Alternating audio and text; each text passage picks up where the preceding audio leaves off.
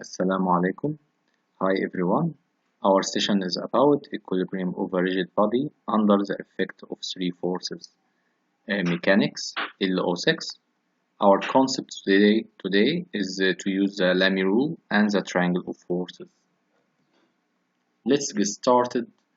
Please give an example of a real life application. Represent an equilibrium condition of a system consists of three forces. Try to think around your environment.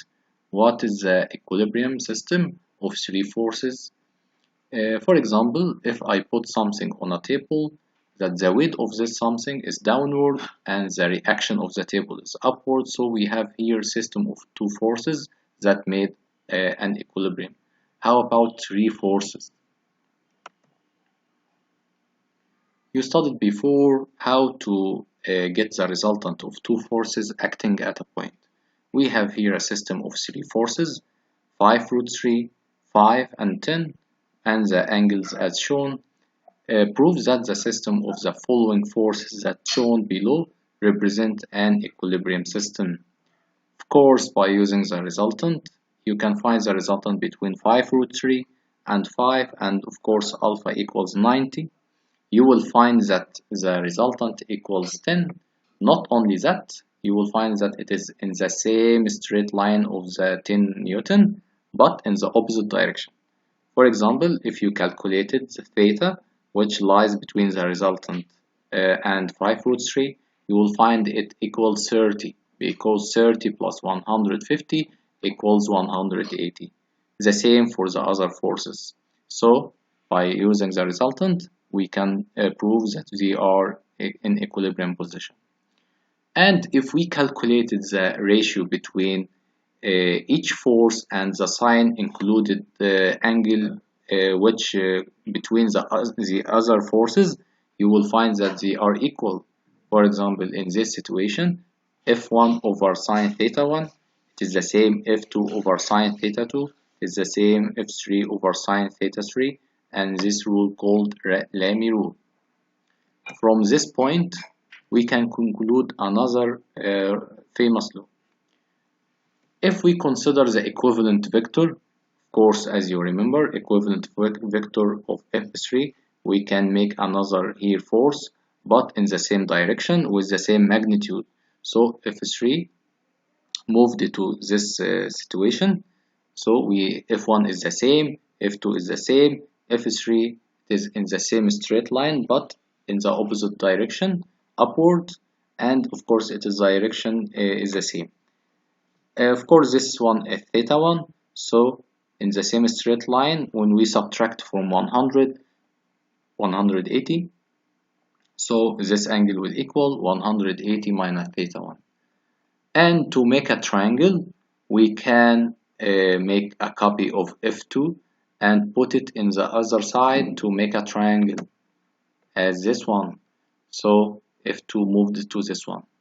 And of course, this whole angle was theta 3. So this angle and this one will be alternate. So this will be 180 minus theta 1. You understand? Because this one and this one is alternative. And for the theta 3, this was theta 3 and this one is parallel to this one. So this one will be 180 minus theta 3. So we calculated two angles. This one, which angles A equals 180 minus theta 1, and the angle B equals 180 minus theta 3. And we can conclude easily the angle C. Of course, the sum of the interior angles of a triangle equals 180 minus the sum of these two angles. After simplifying, we found that the angle C equals 180 minus theta 2. Of course, you studied before in the first semester the sine law. The sine law of a triangle that we have BC over sine 180 minus theta 1, and of course sine 100 theta minus theta 1, it is the same as sine theta 1. So BC over sine theta 1 equals AB over sine theta 2 equals AC over sine theta 3. However, we found that F1 over sine theta 1 equals F2 over sine theta 2 equals F3 over sine theta 3 from Lami rule. So the forces and the sides of it are corresponding to each other and proportional also. So F1 over BC equals F2 over AB equals F3 over AC, which represents the triangle ABC, and this called the triangle of forces. So when we have three forces acting at a point, and please consider this situation, they must be acting at a point, we can use the Lami rule, and if the three forces formed a triangle with such a situation, we can apply the triangle of forces. Let's see an example to understand what is going on.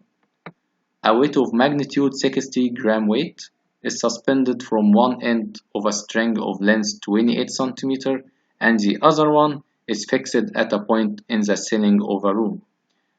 Of course, we can draw this situation. We have a ceiling of a room and we have here a tension and a body is suspended from this tension or this string, and the weight is downward and the tension is upward. So we have here equilibrium system of two forces, and then a force acts on the body so that the body became in equilibrium when it is about 14 centimeters vertically down the ceiling. You can see that the body will move with shifting with inclination so that it will be vertically down the ceiling with 14 centimeters. Okay, if a force is in equilibrium position when it is normal to the string, so as we can see that the body moved to the right, for example, or even to the left, it is won't make so much difference, and the force is perpendicular to the tension, and we have here three forces acting at a point. So F to this direction, tension to this direction, and weight to downward, and F and T are perpendicular to each other, so this angle equal 90. So let's consider our given that this line equal 14 as he said, and the string equal 28. So I will consider this angle F theta, and this total angle equal 180 minus theta, and the rest of the angles we can conclude it by subtracting from 360. 360 minus 90 plus 180 minus theta, so this angle equal 90 plus theta. And we can conclude the theta itself because we have the adjacent and the hypotenuse, so cosine theta equals 14 over 28, so theta equals 60. And by applying Lami rule, t over sine 90 plus 60, which equals 150, equals f over sine 180 minus 60 equals 120 equals 60, which is the weight, over sine 90, and by making cross multiplication we can find easily the tension and the force. And please note that we don't need to make shift cosine or cosine minus 1 to find the angle itself. If the triangle is famous, we can just conclude the sine and the cosine. For example, if sine theta equals 3 over 5, so we can conclude cosine theta equals 4 over 5 and so on, and just substitute with sine theta and cosine theta without need to make shift sine or shift cosine. Another example, a metallic smooth regular sphere of weight 1.5 kilogram weight and radius length 25 cm is suspended from a point B on its surface by a string of length 25 cm. Its other end, A, is fixed at a point in a smooth vertical wall to be in equilibrium as it rests on a wall. Find the magnitude of the tension and the reaction of the wall. Let's imagine the situation, and of course remember that the center of gravity of the sphere lies on its center. Of course, to imagine the situation that we have a smooth vertical wall, and a body which is a sphere is attached to this wall. Of course, there will be a reaction, and the reaction must be normal to its surface because the surface is smooth. Of course, as you know, it is a principle of mechanics that if something is attached or dropped on a smooth plane, the reaction will be normal to this plane. So the reaction must be perpendicular to the plane, as you can see R, and the string here from A to B, it is not from A to M. Do you understand? The string is attached on its surface, only on its surface, and the weight is downward 1.5. Okay, why Mr. Sherif, this line and this line seems to be the same straight line? Because the concept that three forces acting at a point must be intersected.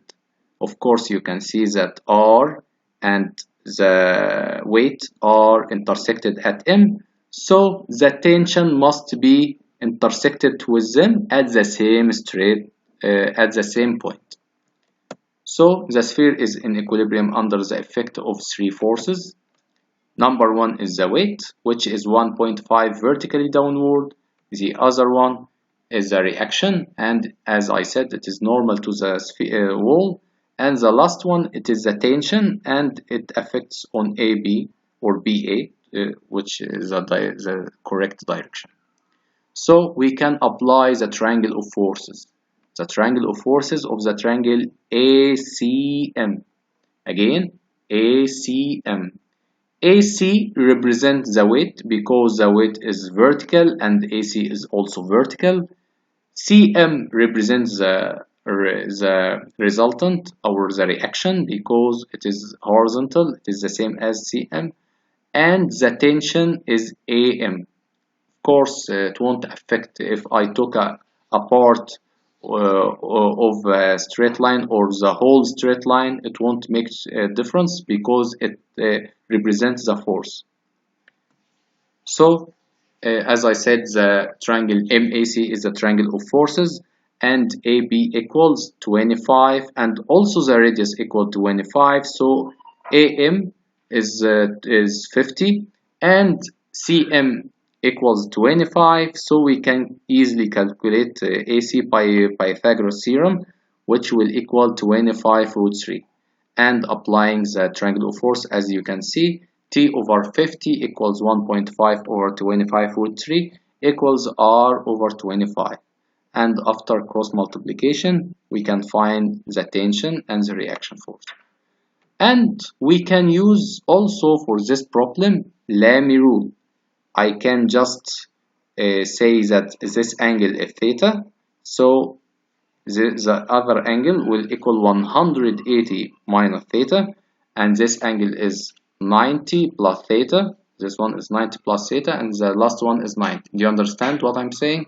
And you can calculate sine theta and cosine theta from the triangle ACM without the need to make shift sine or shift cosine.